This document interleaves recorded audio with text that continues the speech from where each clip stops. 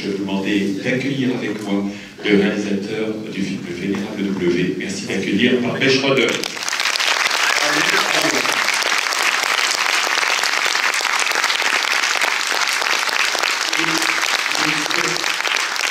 Alors, je crois que nous allons avoir une petite surprise, qui est un petit court-métrage de 12-13 minutes, qui m'a été commandé par le Centre Pompidou à l'occasion de la rétrospective intégrale qu'il faisait. Et moi, j'étais en train de faire ce film-là, qui était un travail absolument qui m'a submergé pendant près de 2 ans.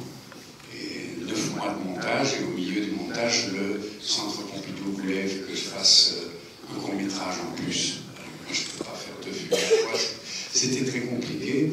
Finalement, j'ai réussi à avoir une idée, et puis je l'ai réalisé avec Victoria Clay, qui a fait la photo de ce film que vous allez voir.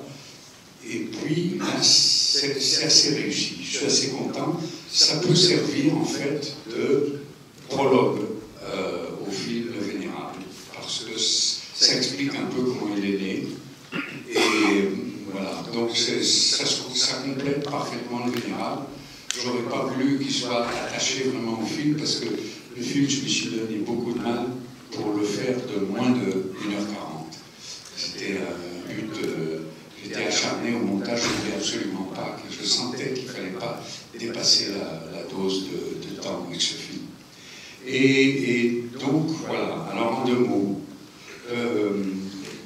ce film parle d'un moine dont j'ai un peu peur de dire le nom, c'est Viratu.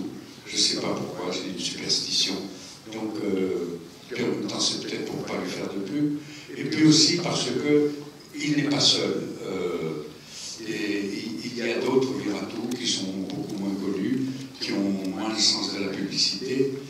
Et lui, donc, c'est une plante qui a poussé sur un terrain qui n'était pas innocent. C'est-à-dire que l'anti-islamisme, malheureusement, en Birmanie, existait depuis que les Anglais avaient importé beaucoup d'Indiens, dont certains étaient musulmans. Donc, tout ça, c'est un fond qui est ancien. Mais ce qui m'intéressait, moi, c'est de voir comment une parole de haine pouvait se transformer en violence, en acte. Voir comment ça pouvait arriver. Et comment ça pouvait arriver au cœur d'une religion qui était vraiment la plus pacifique du monde. Et j'ai pris bien soin tout au long du film d'essayer d'expliquer que le bouddhisme, c'est pas ça, il y en a plein d'autres qui ne pensent pas du tout comme lui. Mais quand même, il y a un fond quelque part dans le pays, et je pense qu'il y a un fond partout. J'ai découvert, moi, par exemple, que je pensais qu'il y avait 12% d'Arabes en France. C'était, qu'est-ce qu'on disait? C'était 12%. Et que, en fait, il y en avait 7,5. D'ailleurs, je vais montrer le diagramme dans le film. Et donc, entre ces 12 et ce 7,5, j'ai découvert la part qu'il y avait en moi.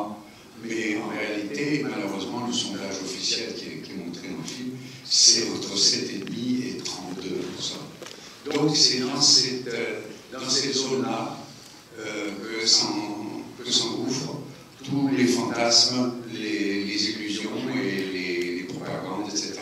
Donc vous allez voir, ça donne matière à réflexion. Voilà, je crois qu'il ne faut pas en parler trop longtemps. Il faut passer tout de suite au court-métrage qui présentera mieux le film que moi. Merci beaucoup. Merci d'être venu présenter ce soir.